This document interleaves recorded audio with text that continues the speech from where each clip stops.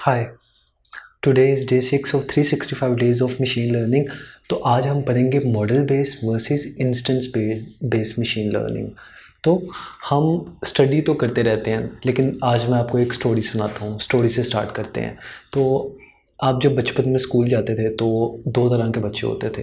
एक वो जो रट्टा लगाते थे, जिनको आप रट्टू तोता बोलते थे, और दूसरे वो जो समझते थे चीज़ों को, अंडरस्टैंडिंग डेवलप करते थे कि हाँ चीज़ें वर्क कैसे होती हैं। अगर मैथ पढ़ते थे तो वो मैथ के फॉर्मूलाज समझते थे, अंडरस्टैंड करते थे, इक्वेशन समझते थे। मुश्किल नहीं करूँगा, लेकिन कुछ लोग समझ के पढ़ते थे H2O वाटर, लेकिन कुछ लोग बस H2O याद कर लेते थे कि ऑक्सीजन H2O बस है, लेकिन कुछ लोग समझते थे कि H मतलब हाइड्रोजन, वो मतलब ऑक्सीजन। तो इसी तरह मशीन लर्निंग में भी इंस्टेंस बेस और मॉडल बेस्ड लर्निंग होती है। इंस्टेंस बेस में हमारा जो एल्गोरिदम है जिस पे ट्रेन होता है डाटा, वो चीज़ों को मेमोराइज करता है। वो उनको समझता नहीं है, जस्ट मेमोरी में चीज़ें स्टोर कर लेता है, और जब ज़रूरत पड़ती है तो वो याद करके बता देता है। ठीक है। और और दूसरी किस्म की लर्निंग जो होती है उसको बोलते हैं जनरलाइजिंग मॉडल, उसको बोलते हैं मॉडल बेस्ड लर्निंग। ठीक है। एक होती है इंस्टेंस बेस्ड लर्निंग जिसमें रटते हो, और मॉडल बेस्ड लर्निंग जिसमें आप जनरलाइज करते हो चीज़ों को, उनके रूल समझते हो, फॉर्मूला समझते हो, और फिर आप जब आपको चीज़ें मिलती हैं तो आप उस फॉर्मूला में वैल्यूज़ पुट करते हो और आपको आंसर मिल जाता है। आप चीज़ों को रटते नहीं हो। ठीक है। तो अब मैं आपको एक एग्जांपल दिखाता हूँ। यहाँ पे मैंने इंस्टेंस बेस लर्निंग की एक एग्जांपल ली है कि हमारे पास IQ है, CGPA है, और हमने बताना है कि स्टूडेंट की प्लेसमेंट होगी या नहीं होगी। ठीक है। तो इस तरह से हमारे पास बहुत सारे स्टूडेंट्स का डाटा होगा। ठीक है। अब मैं यहाँ पे पॉइंट्स लगाना शुरू करता हूँ कि कुछ स्टूडेंट की प्लेसमेंट इनकी नहीं होगी। ये हमारे पास कुछ ऐसे स्टूडेंट होंगे, और कुछ स्टूडेंट होंगे जिनकी ऐसे प्लेसमेंट हो जाएगी। और ऑफ कोर्स हमारे पास कुछ इस तरह के आउटलायर्स भी होंगे जो ऊपर वाले डाटा के अंदर प्रेजेंट होंगे, जिनको आप हैंडल करते हो। ठीक है।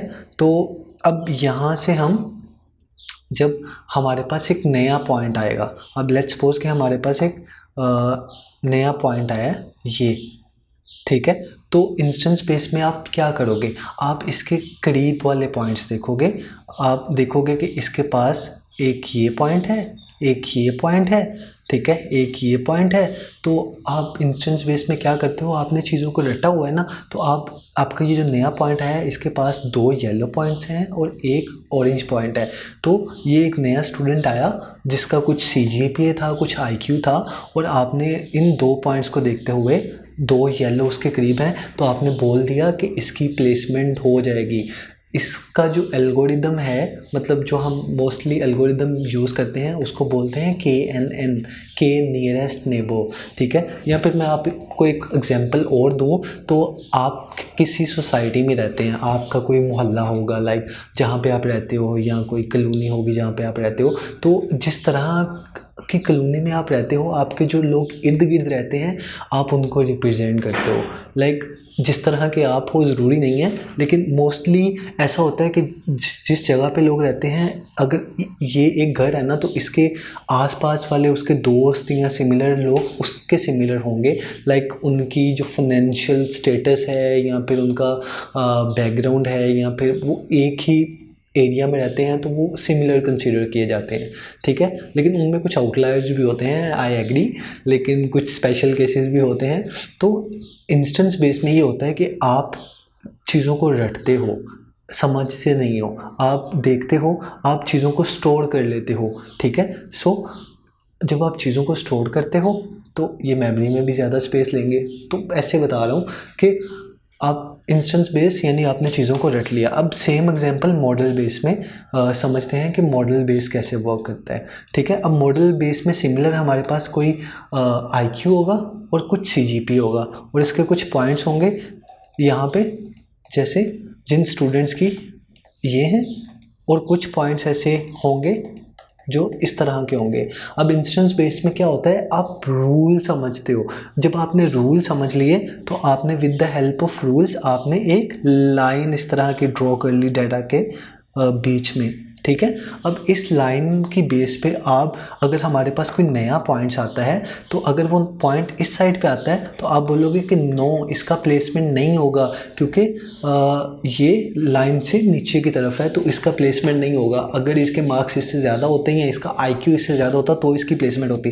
लेकिन अगर कोई नया पॉइंट यहाँ पे आ जाए या यहाँ पे आ जाए तो ऑब्वियसली उसकी प्लेसमेंट हो जाएगी, तो इसका आंसर येस होगा। सो हमने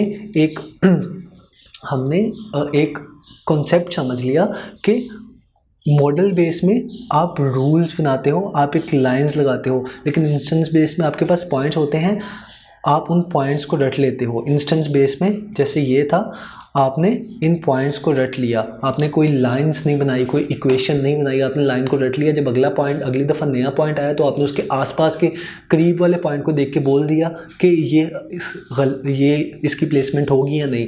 लेकिन अगर आप मॉडल बेस में करते हैं तो आप एक इक्वेशन या एक लाइन डिफाइन करते हो और अगली दफ़ा जब दोबारा आता तो आप उस इक्वेशन के अंदर वैल्यूज़ पुट करते CGPA और IQ, और वो आपको बता देता। अगर वो उस इक्वेशन ग्रेटर देन 1 होता या ग्रेटर देन 0 होता तो आप बोलते प्लेसमेंट हो जाएगा, और अगर लेस देन 0 होता तो आप बोलते प्लेसमेंट नहीं होगा। एक एग्जांपल दे रहा हूँ, जस्ट समझो अभी, ठीक है। अब मैंने इसको एक यहाँ पे ये एक बनाया है, जैसे ये इंस्टेंस बेस की एग्जांपल है। इंस्टेंस बेस में आपके पास, मैं आपको ये समझा दूँ कि ये कुछ स्टूडेंट्स हैं, ये जो पॉइंट्स हैं, these are students, these are word students, जिनका कुछ IQ है, कुछ CGPA है, ठीक है। ये एवरीथिंग इज़ अ स्टूडेंट। और अब ये इंस्टेंस बेस है, ठीक है। अब यहाँ पे एक नया स्टूडेंट आया, this red one is a new student, this red one is a new instance यानी न्यू स्टूडेंट। ऑलरेडी ये डाटा पड़ा हुआ था, नया स्टूडेंट आया, उसने अगल बगल के स्टूडेंट्स को देखा कि वो उसका अच्छे हैं या बुरे हैं, मतलब इनकी प्लेसमेंट हुई है या नहीं। मतलब वो कहते हैं ना कि जिस तरह के लोगों में आप रहते हो आप वैसे ही बन जाते हो, जिस तरह की कंपनी, जिस तरह के दोस्त आपके होते हैं आप वैसे ही होते हो। अब man is known by his company, ठीक है। तो ये वही वाला सिनेरियो है कि आपके दोस्त या आप जिस तरह के लोगों में हो, जैसी आप, वो एक कहते हैं कि सोहबत का असर होता है। तो ये इंस्टेंस बेस मतलब जिस तरह आपके साथ वाले हैं वैसे ही आप बन जाओगे। तो एक एग्जांपल है जस्ट याद करने के लिए। तो this is a instance based learning. तो आप इस कैटेगरी में आते हो। अब ये येस है, ठीक है, ये नो है, कुछ भी हो सकता है। लाइक हम इसको सपोज कर लेते हैं कि ट्रायंगल इज़ नो, ठीक है, ट्रायंगल नो है। तो अब ज़्यादा ऐसे स्टूडेंट्स हैं जिनकी प्लेसमेंट नहीं हुई, मतलब आपके दोस्त ऐसे हैं जो कुछ काम के नहीं है, जिनकी कोई प्लेसमेंट नहीं हुई, सारे अभी तक फ्री हैं, तो आप भी फ्री हो मतलब लेकिन ज़रूरी नहीं है। लेकिन यहाँ पे हाँ ये है, लेकिन ये कुछ आपके ऐसे दोस्त हैं जिनकी प्लेसमेंट होगी, और अगर आप इनके बीच में इनके साथ रहते तो आपकी भी प्लेसमेंट हो जाती, मतलब ये है। तो आप पॉइंट्स को याद कर लेते हो, लेकिन इंस्टेंस बेस में इसका ऑपोजिट होता है। इंस्टेंस बेस में आप रूल्स क्रिएट करते हो, जैसे ये लाइंस है, ये एक लाइन है, ये एक लाइन क्रिएट कर ली रूल्स की, और जो इस साइड पे हैं इनकी प्लेसमेंट नहीं होगी, ठीक है। और जो इस साइड पे नया स्टूडेंट आएगा या आप इस साइड पे आते हो तो आपकी प्लेसमेंट हो जाएगी। मतलब जब आप एक लाइन ड्रॉ कर लेते हो तो आप इस लाइन में वैल्यूज़ पुट करते हो इक्वेशन के अंदर, और फिर आप बता सकते हो कि आपकी प्लेसमेंट होगी या नहीं होगी।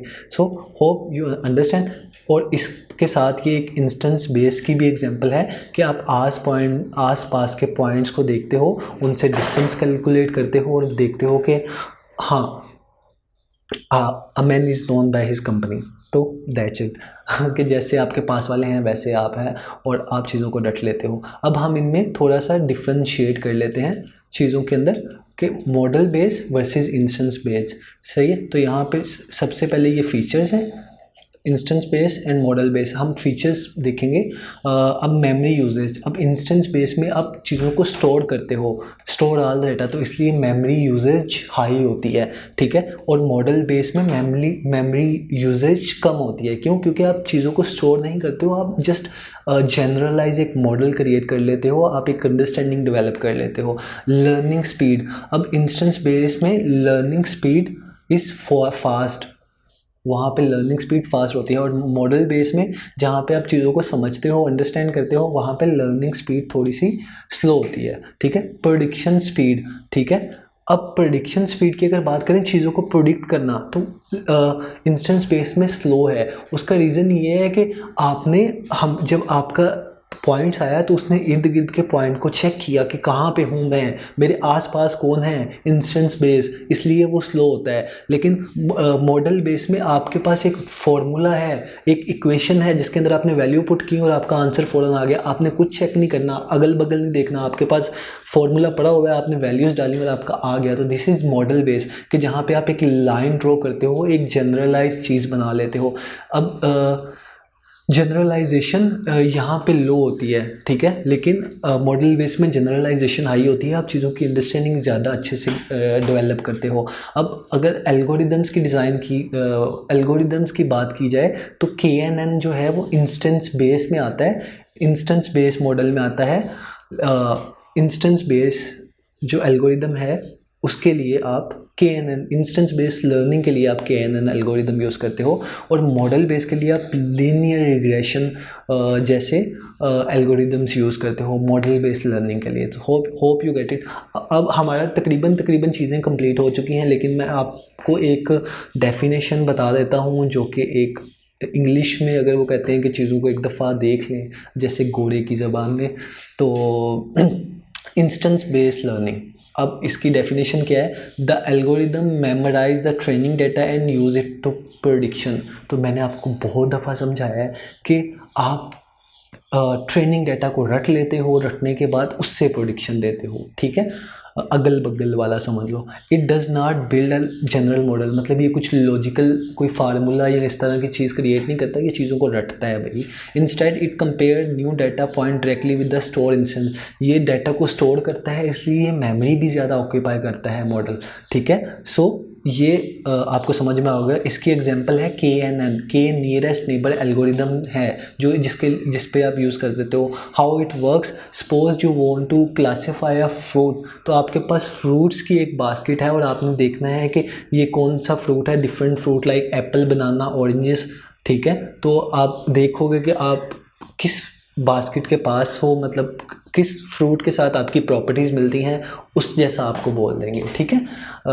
तो होप यू अंडरस्टैंड। अब हम यहाँ पे मॉडल बेस्ड लर्निंग की बात करते हैं। Model based learning, the algorithm learn a model from training data. The algorithm learn a model, वो एक इक्वेशन लर्न कर लेता है, एक फॉर्मूला बना लेता है ट्रेनिंग डाटा से, और फिर उसको वो ट्रेनिंग डाटा रिक्वायर्ड नहीं होता, उसने जस्ट मॉडल बना लिया, that's it. Model capture the relationship and make generalization, वो एक जनरलाइज फार्मूला बनाता है और रिलेशनशिप को कैप्चर कर लेता है उस फार्मूला के अंदर। एग्जांपल, लीनियर रिग्रेशन हो गया, लॉजिस्टिक रिग्रेशन हो गया, डिसीजन ट्री हो गया, न्यूरल नेटवर्क्स हो गया, ये जितने भी हैं ये सारे मॉडल बेस एल्गोरिदम्स हैं, ये मॉडल बेस के ऊपर काम करते हैं।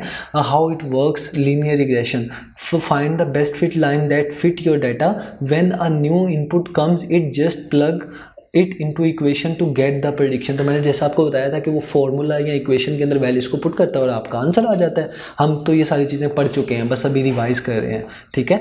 when a new ये हो गया, think of it like it learn a rule model and it will use the rule to predict। तो वो एक रूल या एक फार्मूला या एक इक्वेशन को यूज़ करके आपको वैल्यूज़ प्रेडिक्ट कर देता है, आपको चीज़ों को रटने की ज़रूरत नहीं पड़ती। एंड सो बी स्मार्ट, इसलिए मोस्टली मशीन लर्निंग में आप मॉडल बेस्ड जितने भी हैं एल्गोरिदम्स उनको प्रेफर करते हैं, मॉडल बेस्ड लर्निंग को प्रेफर करते हैं, so that it's take less storage, और इसका प्रेडिक्शन टाइम भी फास्ट है, ठीक है, और इसकी थोड़ा लर्निंग रेट भी हाई है, सो दैट इसके काफ़ी बेनिफिट्स हैं।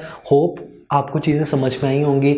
आज हमने model instance base versus model base के कॉन्सेप्ट को भी अच्छे से डेप्थ में कवर कर लिया है। So best of luck, take care, bye.